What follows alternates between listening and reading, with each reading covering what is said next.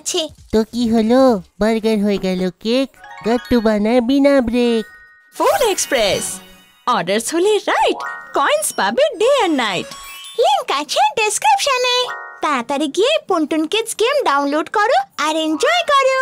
জলের অভাব। মন্টি তার নতুন সাইকেলটা খুব যত্ন করত। সে তার সাইকেলটাকে রোজ ধুয়ে চকচক করে রাখত। আজকে মন্টি তার সাইকেলটাকে ধোয়ার জন্য সোসাইটির পার্কে এসেছে। মন্টি সোসাইটির পার্কে থাকা জলের কলে পাইপটা আটকে দিল আর সাইকেলটাকে ভালো করে ধুতে লাগলো। আজ তো আমার সাইকেলটা পরিষ্কার হয়ে যাবে আর মা আমাকে বকবেও না, কারণ আজকে তো আমি বাড়ির বাইরে এসে সাইকেলটা ধুচ্ছি। জলের কলটা খোলাই ছিল, যার থেকে অনেক জল বেরিয়ে এসে পার্কে জমা হয়ে গেল। একটু পরে সোসাইটির গাট্টু আর চিঙ্কি ওই পার্কেই খেলতে এলো। ওদের দেখে মন্টির মাথায় দুষ্টু বুদ্ধি খেলল। এই গাট্টু, এইদিকে দেখ।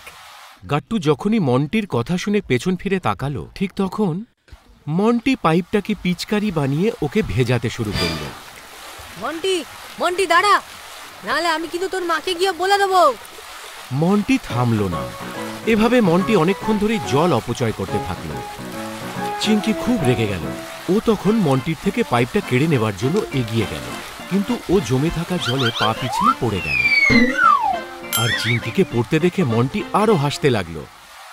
মন্টি, কলটা বন্ধ কর, তোর জন্য দেখ পুরো বাগানটা কাদা কাদা হয়ে গেছে। চিঙ্কি, এই গরমে আমার জলের সাথে খেলতে খুব ভালো লাগে, বুঝতে পারলি তুই? নে নে, আরো নে, তোরাও আর একটু বেশি মজা করে নে। আর এই কথা বলে মন্টি গাট্টু আর চিঙ্কিকে অনবরত জল দিয়ে ভেজাতেই থাকলো। গাট্টু রেগে গিয়ে মন্টির পাইপের মুখটা হাত দিয়ে চেপে ধরল খুব জোরে, যার ফলে জলের প্রেসার বাড়তে লাগলো। তারপর একসময় কলটা ভেঙে গিয়ে জল বেরোতে লাগলো, আর জল অনবরত বেরিয়েই যাচ্ছিল। এটা দেখে মন্টি ভয় পেয়ে গেল, আর ও ওখান থেকে পালিয়েও গেল। এই মন্টি তো পালিয়ে গেল দেখছি। চল আমরাও এখান থেকে চলে যাই, নাহলে সবাই ভাববে যে আমরাই পার্কটাকে কাদায় ভরিয়ে দিয়েছি। হ্যাঁ, তুই ঠিক বলছিস, চল এখান থেকে চলে যাই। গাট্টু আর চিঙ্কিও তাদের বাড়িতে ফিরে গেল, আর সোসাইটির মেইন ট্যাঙ্কির সমস্ত জল মন্টির সাইকেল আর দুষ্টুমির জন্য বয়ে গেল। এটা তোরা নিজেদের কি অবস্থা বানিয়েছিস বলতো? খেলতে গিয়েছিলি না স্নান করতে? মা আর কোনো কথা না বলে রেগে ভেতরে চলে গেল, আর গাট্টু চিঙ্কির জন্য তোয়ালে নিয়ে এলো। এই নে, এবার নিজেদেরকে পরিষ্কার করে তবেই বাড়ির ভেতর ঢুকবি, বুঝলি? গাট্টু আর চিঙ্কি তোয়ালে দিয়ে নিজেদের পরিষ্কার করল, আর ঘরের ভিতরে গিয়ে নিজেদের ভেজা জামা কাপড় বদলে নিল। কিছুক্ষণ পরে মা দেখল রান্নাঘরে জল পড়া বন্ধ হয়ে গেছে। আরে, এই আবার কি হলো? রান্নাঘরে তো জলই আসছে না, এবার কি হবে? আর ঠিক তখনই বাবা বাথরুম থেকে বেরিয়ে এসে মাকে জিজ্ঞেস করল, আরে জল কেন বন্ধ হয়ে গেল? আমি তো সবে স্নান করা শুরু করলাম, এবার এই সাবানগুলো ধোবো কি করে? গাট্টু আর চিঙ্কি তাদের বাবাকে সাবান মাখা অবস্থায় দেখে খুব হাসতে লাগলো। হাসা বন্ধ করতে তোরা দুজন। রান্নাঘরে জল আসছে না, সোসাইটি গ্রুপে জিজ্ঞেস করি, সবার এরকম অবস্থা নাকি শুধু আমাদের? মা, গ্রুপে জিজ্ঞেস করার কোনো দরকার নেই, কারণ পুরো সোসাইটির ট্যাঙ্কির জল সব শেষ হয়ে গেছে। কি? এসব কি বলছিস তুই? হ্যাঁ মা, গাট্টু ঠিক বলছে। মন্টি সোসাইটির মেইন ট্যাঙ্কের কল থেকে নিজে সাইকেল ধোয়ার চক্করে সমস্ত জল নষ্ট করে দিয়েছে, আমাদেরকেও ওই ভিজিয়ে দিয়েছে। আরে এখন আমি কি করি? অল্প জল তো আছে নিশ্চয়ই ঘরে। এখন টাওয়াল দিয়ে নিজের গা মুছে নাও, আমি সোসাইটির সেক্রেটারিকে বলে দিই বিষয়টা নিয়ে। এই মন্টির বদমাইশি তো বেড়েই চলেছে। মা ফোন করতে চলে গেল, আর গাট্টু চিঙ্কি বাবাকে তোয়ালে এনে দিল। বাবা, আজকে তুমি তো জল ছাড়া স্নান করার একটা নতুন রেকর্ড বানালে দেখছি। তোমরা টাওয়েলটা আনো, এটা মজার সময় নয়। জল শেষ হয়ে যাওয়াটা একটা সিরিয়াস প্রবলেম। বাবা তোয়ালে নিয়ে বাথরুমে ঢুকে গেল। এদিকে মা সেক্রেটারিকে ফোন করলো। হ্যালো সেক্রেটারি বাবু, আচ্ছা সত্যি কি মেইন ট্যাঙ্কিতে জল শেষ হয়ে গেছে? হ্যাঁ, কেউ সোসাইটি পার্কের ট্যাপটা খুলে রেখে দিয়েছিল, যার জন্য পুরো ট্যাঙ্কটাই খালি হয়ে গেছে। এখন কি হবে? জল ছাড়া তো খুব সমস্যা হবে। গাট্টুর খুব জল পিপাসা পেয়েছিল। ও যখনই গিয়ে ফিল্টার থেকে জল বার করার চেষ্টা করল, ফিল্টার থেকেও অর্ধেক গ্লাস জলই বের হলো। আরে না, এই অর্ধেক গ্লাস জলে তো আমার তৃষ্ণা মিটবে না। মা, আমার আরো জল লাগবে। এখন সারা বাড়িতে এক ফোঁটাও জল নেই। আমি তোমাদের দুজনকেই বলেছিলাম যে ফিল্টার থেকে জল ভরে ফ্রিজে রেখে দিতে, কিন্তু না, তোমরা দুজন তো আমার কোনো কথাই শুনলে না, খেলতে চলে গেলে। এখন এভাবেই জল না খেয়ে থাকো।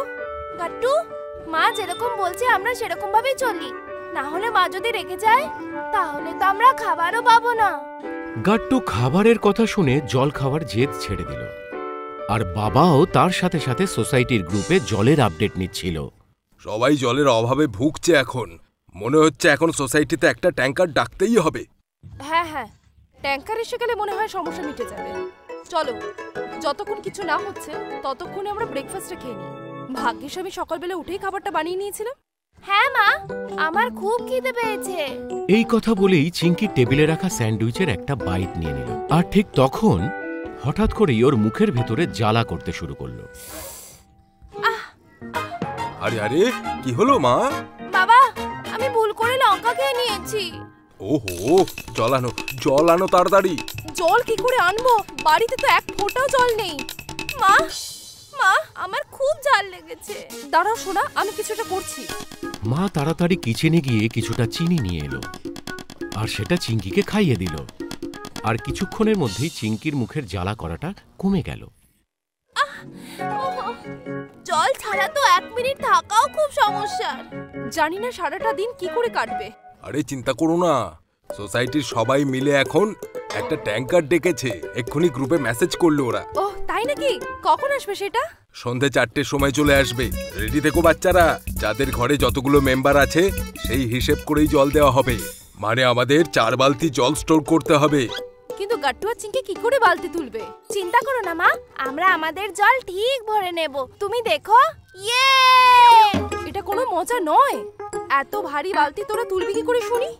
চিন্তা করো না মা, আমাদের কাছে একটা আইডিয়া আছে।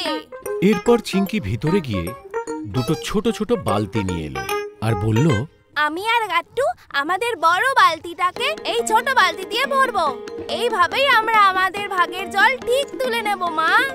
বাহ বাচ্চারা, চলো চলো, ট্যাঙ্কার চলে এলো বলে। গাট্টু, চিঙ্কি আর তার বাবা মা তারা প্রত্যেকে নিজেদের বালতিগুলো নিয়ে সোসাইটির গার্ডেনে পৌঁছে গেল। আর যখনই ট্যাঙ্কার এসে পৌঁছল, সবার প্রথমে গাট্টু আর চিঙ্কি তাদের বালতিগুলো ভরে নিল, আর ভর্তি বালতিগুলো পাশে রেখে বাবা মাকে সাহায্য করতে চলে গেল। আর ঠিক তখনই মন্টিও তার বালতি নিয়ে ওখানে পৌঁছে গেল। আরে, এই লাইনটা তো দেখছি অনেক বড়। আমি একটা কাজ করি, আমার আর গাট্টুর বালতিটা দেখছি একই কালারের, তাহলে আমি ওর সাথে পাল্টে নিই এটা। আর সঠিক সুযোগ বুঝে মন্টি গাট্টুর ভর্তি বালতির সাথে ওর খালি বালতি বদলে নিল। আরে চিঙ্কি, এই দেখ আমার বালতিটা খালি কি করে হয়ে গেল? এটা কি করে খালি হয়ে গেল গাট্টু?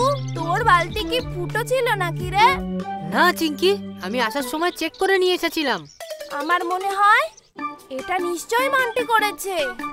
ও নিশ্চয়ই তোর বালতি নিয়ে পালিয়ে গেছে। এই মন্টিটাকে না আমি একদম ছাড়বো না। ছেড়ে দে না গাট্টু, তুই আবার বালতিটাকে ভরে নে। আজকে জানতে পারলাম জলের এক একটা ফোঁটা কত কষ্ট করে পাওয়া যায়, তাই না? হ্যাঁ গাট্টু, হাত জল ভরে বুঝতে পারলাম যে জল নষ্ট করা ঠিক নয়, একদমই না। বাবা মা তাদের বাচ্চাদের এই কথা শুনে খুব খুশি হলো। ভালোই হলো, আর জল না থাকায় জলের মূল্য বাচ্চারা বুঝতে পারলো।